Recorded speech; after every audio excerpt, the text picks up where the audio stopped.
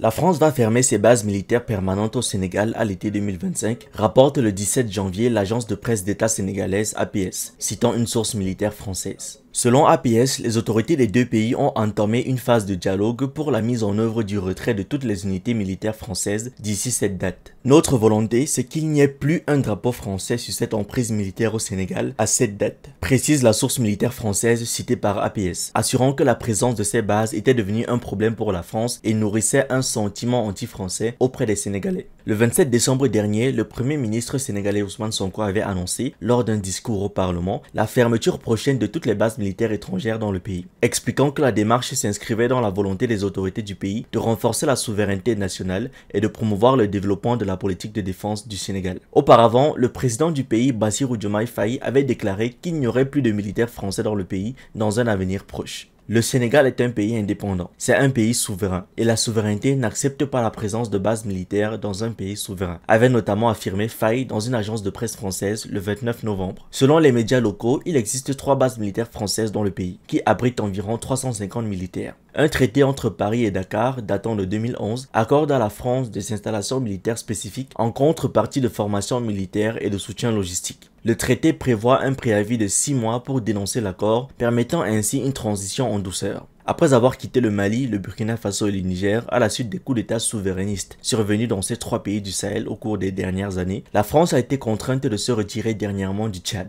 marquant la fin d'un accord de coopération militaire datant de 1966. Récemment, le président de la Côte d'Ivoire, Alassane Ouattara, a à son tour annoncé que la base militaire française dans son pays allait passer sous commandement ivoirien. Ces évolutions marquent un changement fondamental dans les relations entre la France et ses anciennes colonies en Afrique, parallèlement à la montée en puissance de dirigeants locaux souverainistes. Le président Bassirou Diomaye Faye, élu le 24 mars, et son premier ministre Ousmane Sonko, nommé le 2 avril, avaient promis pendant leur campagne électorale de redéfinir les rapports du Sénégal avec la France. D'inspiration panafricaniste de gauche, le programme des 2 jeunes dirigeants sénégalais vise à garantir la souveraineté politique et économique du pays. Autre actualité, le gouvernement brésilien qui assure actuellement la présidence tournante du groupe BRICS a officiellement annoncé que le Nigeria intègre le bloc en tant que pays partenaire. Ce nouveau statut, instauré lors du sommet des BRICS de 2024 à Kazan, marque une étape importante dans l'élargissement du groupe, qui inclut désormais des nations comme la Biélorussie, la Bolivie et la Malaisie sous cette même désignation. Le groupe BRICS, composé du Brésil, de la Russie, de l'Inde, de la Chine et de l'Afrique du Sud, joue un rôle central dans la représentation des économies émergentes à l'échelle mondiale.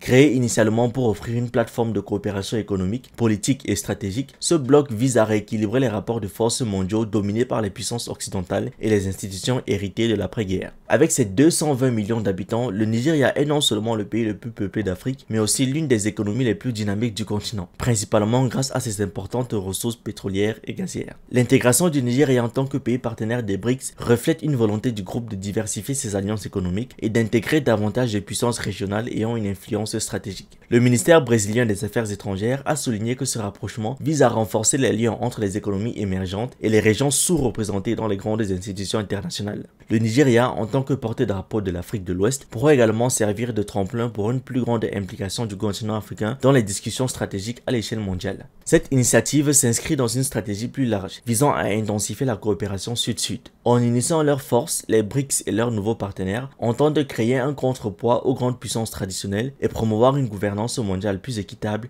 et inclusive. L'élargissement du groupe à des pays partenaires est perçu comme un moyen de renforcer l'influence du bloc tout en offrant des opportunités économiques accrues. Pour le Nigeria, ce partenariat pourrait ouvrir la voie à des investissements dans des secteurs clés tels que les infrastructures, l'énergie ou encore l'agriculture, tout en consolidant son rôle de leader économique en Afrique. Depuis sa création, le groupe BRICS a évolué pour devenir bien plus qu'un simple forum économique. À mesure que ses membres renforcent leur collaboration, le bloc se positionne comme un acteur géopolitique de premier plan. Avec l'intégration du Nigeria et d'autres partenaires, les BRICS cherchent à élargir leur influence dans des domaines tels que la technologie, la finance et la transition énergétique. Merci d'avoir regardé cette vidéo, n'oubliez pas de liker, de partager et de donner votre avis en commentaire. Vous pouvez aussi nous suivre sur nos différentes plateformes Facebook, YouTube, TikTok et surtout sur le réseau social africain d'Iba World, disponible sur Android et iOS. Pour ceux qui le souhaitent, vous pouvez aussi rejoindre notre communauté WhatsApp.